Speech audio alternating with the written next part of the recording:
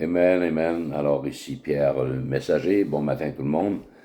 Donc j'ai essayé une couple de reprises de faire un direct sur Facebook, mais je ne comprends pas trop. J'ai de la difficulté. OK? Alors ça fait une couple de fois que je m'essaie à faire un direct, lancer le direct sur Facebook, mais incapable. Voilà. Donc je fais comme d'habitude. J'installe ça sur mon cellulaire, je partage sur YouTube, ma chaîne YouTube, Pierre le Messager, et ensuite je le repartage à partir de YouTube sur Facebook. Donc, ce matin, on va parler de 1 Corinthiens 12, versets 12, 13, 14, OK?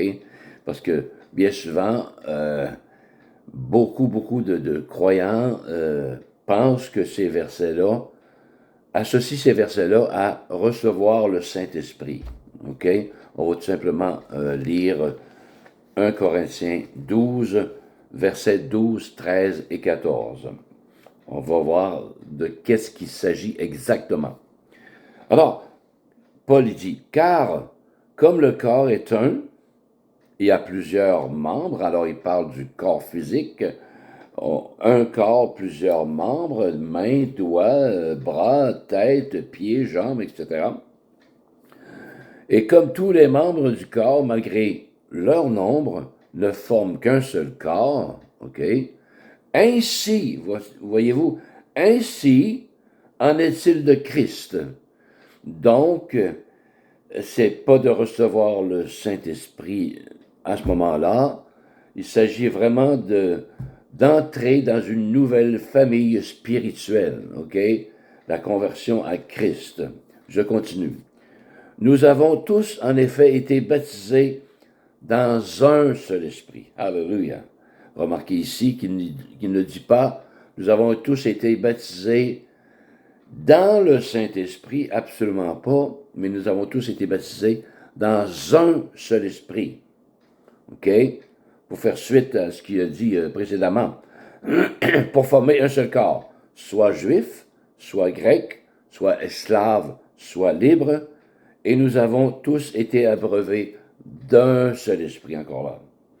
Donc, il ne s'agit pas ici de recevoir le Saint-Esprit lorsque tu entres dans la nouvelle famille spirituelle, à la conversion de Christ, de Dieu par Christ, en croyant en Jésus. Alléluia, absolument pas. Et je le répète, il fait une analogie entre le corps de Christ, qui est l'Église finalement, qui a plusieurs membres, plusieurs personnes, et le corps humain, qui contient plusieurs membres aussi. Donc, il fait cette analogie-là, là, OK, entre les deux. Ainsi, le corps n'est pas un seul membre, bien entendu, mais il est formé de plusieurs membres. Alléluia. Et il continue. Mais voilà, si vous désirez réellement, alléluia, être baptisé dans le Saint-Esprit, si vous désirez le baptême dans le Saint-Esprit, il faut à ce moment-là se référer en Acte 2, versets 16, 17 et 18. Allons voir Acte 2, versets 16, 17 et 18. On va voir la différence. Acte 2, 16, 17 et 18. OK.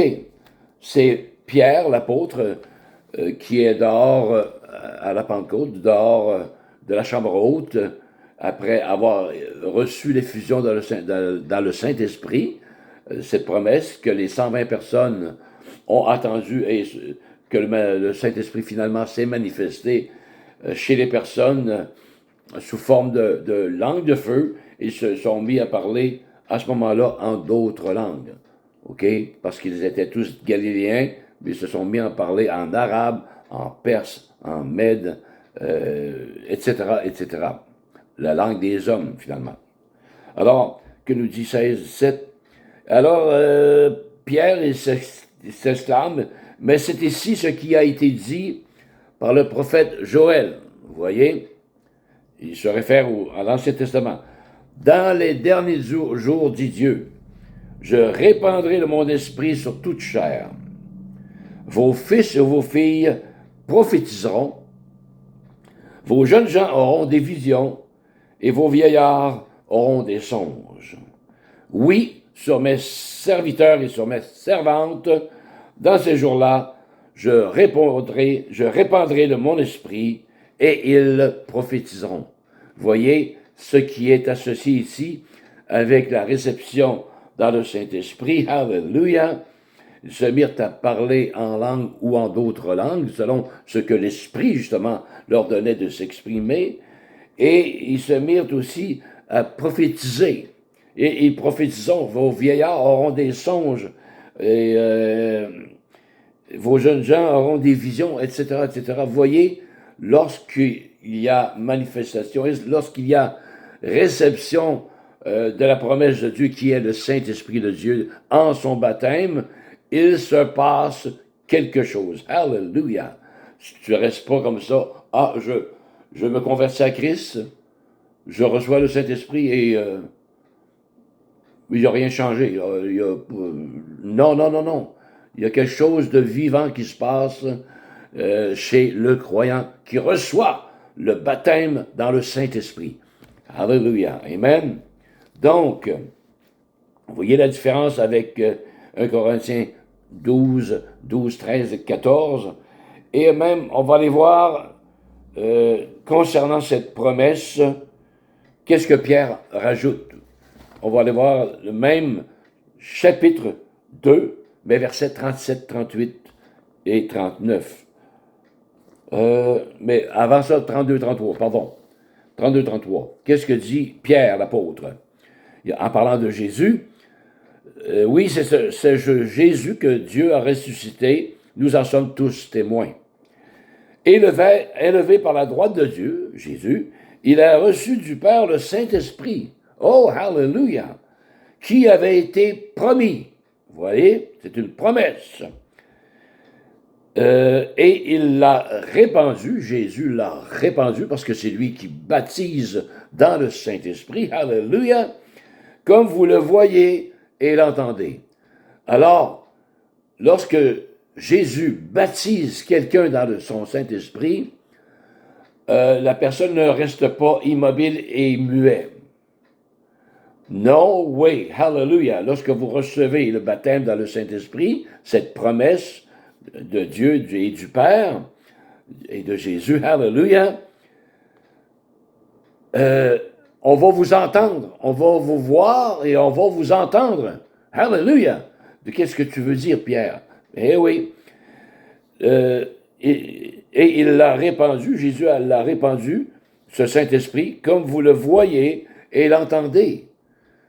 Vous allez l'entendre, vous allez le voir, les personnes qui reçoivent le Saint-Esprit, ils vont bouger, sûrement, hallelujah, et ils vont prophétiser, ils vont s'exprimer en d'autres langues ou s'exprimer en langue, tout simplement, hallelujah. Donc, ça se voit et ça s'entend.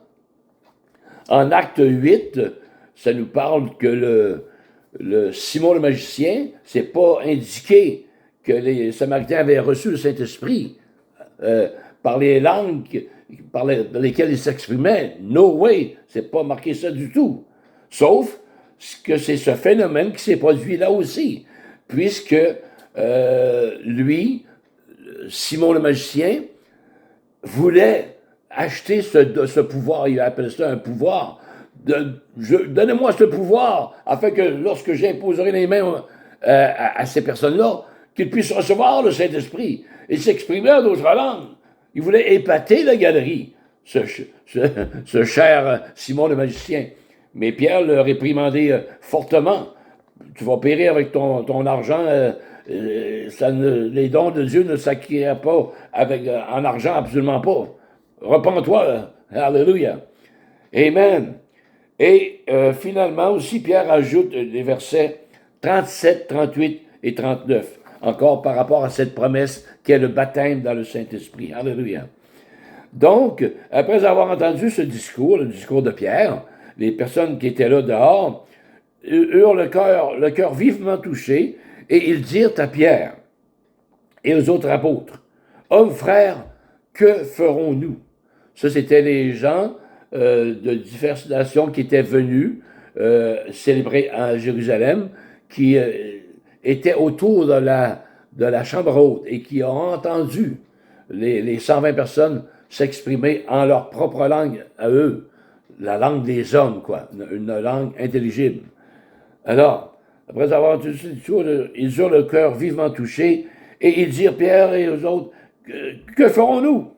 Pierre leur dit, voyez, on va voir les 3 baptêmes ici, repentez-vous, hallelujah, le baptême de la repentance, et que chacun de vous soit baptisé au nom du Seigneur Jésus. Le baptême dans l'eau ici, pour le pardon de vos péchés. Et la promesse, vous recevrez le don du Saint-Esprit. Alléluia. Alors, cette promesse qui est le Saint-Esprit, le baptême de la repentance, le baptême dans l'eau ici, et le baptême dans le Saint-Esprit. Car la promesse, Pierre ajoute, est pour vous, ce baptême merveilleux du Saint-Esprit, pour vos enfants et pour tous ceux qui sont au loin, en aussi grand nombre que le Seigneur, notre Dieu, les appellera. Alléluia. Alors, vous voyez la différence entre 1 Corinthiens, chapitre 12, versets 12, 13, 14. C'est les membres de Christ qui se convertissent, alléluia, entrent dans une nouvelle famille spirituelle, le corps de Christ, ou l'Église de Jésus-Christ, un seul esprit, mais plusieurs membres. OK? C'est l'analogie que Paul fait, justement, entre le corps humain qui a plusieurs membres et le corps de Christ qui est l'Église de Jésus-Christ, qui est composée également de plusieurs personnes, de plusieurs membres. Alléluia. Mais ils ont été baptisés en un seul esprit, dans un seul esprit. Alléluia. Et non dans le Saint-Esprit. Alléluia. Dans un seul esprit, c'est tous ont cru en Jésus-Christ. Le seul esprit, c'est Jésus. Alléluia. Et ils ont formé, à partir de ce moment-là, après le baptême de la repentance, ils ont formé une nouvelle famille spirituelle, le corps de Christ, ou l'Église de Jésus-Christ. Alléluia. Alors, si vous avez des questions, quoi que ce soit, des commentaires, n'hésitez pas, ajoutez-les, posez-moi des questions, aucun problème là. Hallelujah. Alors, non, on n'est pas baptisé dans le Saint-Esprit selon ce que dit 1 Corinthiens 12, versets 12, 13 et 14. Il ne s'agit nullement du baptême dans le Saint-Esprit, mais plutôt qu'ils ont été tous baptisés en croyant en Jésus, hallelujah, dans un seul esprit, pour former un seul corps avec plusieurs membres, tout simplement. Le focus de Paul sur 1 Corinthiens 12 nous parle justement de l'analogie entre le corps humain et le corps de Christ. OK, il rapporte tout ça. Le focus est sur le corps de Christ, ou le corps humain. OK, alléluia. En espérant que ça vous ait un peu ouvert les yeux d'une quelconque manière. Démêler les cartes, ce que je veux plus dire, là, voilà. Alléluia. Donc, on va tout simplement clore en prière éternelle. Alléluia. Merci, Éternel, pour le baptême de ton Saint-Esprit, cette promesse qui a été promise. Alléluia. Donc, Pierre parle à tous ceux qui, de près ou de loin, vont se convertir à Christ. Ce Saint-Esprit-là, cette promesse-là est là et qu'ils puissent le recevoir au moyen de la foi également, comme ils ont reçu le salut de Dieu au moyen de la foi. Alléluia. Merci, Seigneur, que tu éclaires nos lampes, Seigneur. Alléluia, par ta parole. Et non par un homme, mais par ta parole. Alléluia. Merci, éternel Dieu, que ceux qui ont faim et qui ont soif de recevoir ce fameux baptême dans le Saint-Esprit, ils ont besoin de le désirer fortement. La Bible dit aspirer aux dons les meilleurs, alléluia, et rechercher la face de Dieu. Amen. Alors, si vous recherchez le don le meilleur, il va vous donner le don le meilleur pour vous. Alléluia. Amen.